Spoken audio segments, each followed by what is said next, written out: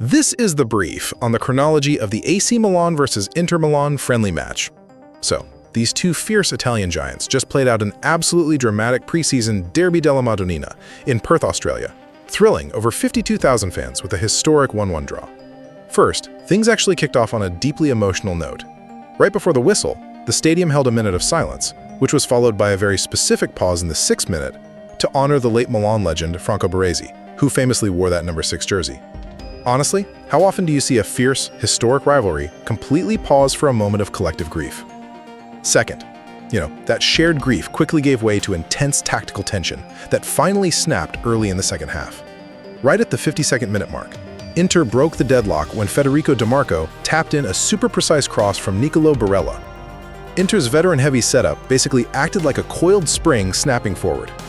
It kind of makes you wonder, did Milan lose focus, or was Inter's established chemistry just way too sharp?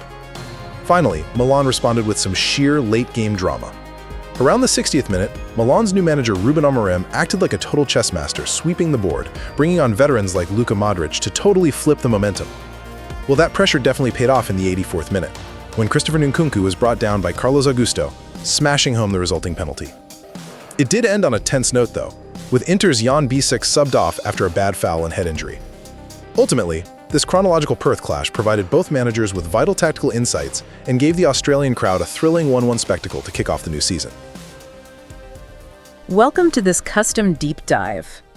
A Derby della Madonnina, played in Perth, Australia, might sound like a casual summer exhibition for you to tune into. But this 1-1 draw between AC Milan and Inter was, well, it was anything but casual. Oh, absolutely not. It was intense. Right. We are breaking down a hyper-intense tactical chess match between Ruben Amorim and Christian Chivu. We'll look at the impact of the massive new signings and, of course, the dramatic chronology of the match itself. Okay, let's unpack this. Yeah, let's start with the sheer contrast in philosophy that dominated that first half. Amorim's Milan is utilizing this incredibly aggressive 3-4-2-1 structure. They just want to squeeze the pitch high up, right? Exactly. Win the ball and attack the box in 3 seconds or less. It's highly vertical. It's basically like a tightly coiled spring. They're just waiting for a misplaced pass to snap forward instantly. We saw flashes of it early on when Yunus Musa rattled the post. Yeah, that was a huge warning shot. But for most of that first half, that spring just couldn't uncoil. So how exactly did Chivu's 3-5-2 absorb that kind of suffocating kinetic energy? What's fascinating here is the geometry of Chivu's setup. Inter didn't try to just, outrun Milan's press. Instead, they relied on extreme positional discipline. Keeping it compact. Very compact. Their center backs and midfielders stayed incredibly tight, creating these very short, defined passing triangles. When Milan sprinted to press one player, the ball was already moving to the next. Right, so by starving Milan of those chaotic turnovers, Inter effectively deactivated Amorim's trap. Precisely. Yeah. And playing that kind of disciplined keep away directly pays off right after the break. Oh, totally. In the 52nd minute, Inter strings it all together. You have the young substitute, Matteo Lavelli, hitting a beautiful spread to Niccolò Barella, who perfectly sets up Federico Dimarco for that tap-in. Right. But what really stands out to me is Chivu trusting youth integration here, like Lavelli, and crucially, Alexander Stankovic to run this engine. Inter just shielded Stankovic from a €40 million bid from Brentford, specifically to groom him as Hakan Çalhanoğlu's deputy. Yeah, that deep midfield role is vital for them. But here's where it gets really interesting. Isn't relying on inexperienced teenagers as tactical linchpins incredibly risky against a pressing machine like Amorim's Milan? It sounds terrifying on paper, absolutely. One panic moment from Stankovic and Milan scores. Right, but it works because Chivu's system acts as a safety net. Stankovic isn't out there being asked to improvise, or carry the ball through 3 defenders. He has a script. Exactly. The 3-5-2 dictates his passing options before he even receives the ball. He just has to execute the pre-programmed pass, which totally neutralizes the chaos Milan is trying to create. Wow. So Amorim realizes the press isn't working, and on the hour mark, he does something wild. Forced to respond, he subs out 8 players at once. 8 players. It completely changed the momentum. Right. Suddenly, new striker Gonzalo Ramos, Rafael Leão, and the 40-year-old maestro himself, Luka Modric, are on the pitch. It's like a chess grandmaster finally sweeping their most powerful pieces onto the board to break the stalemate. That's a perfect way to look at it. Modric just completely rewired the game.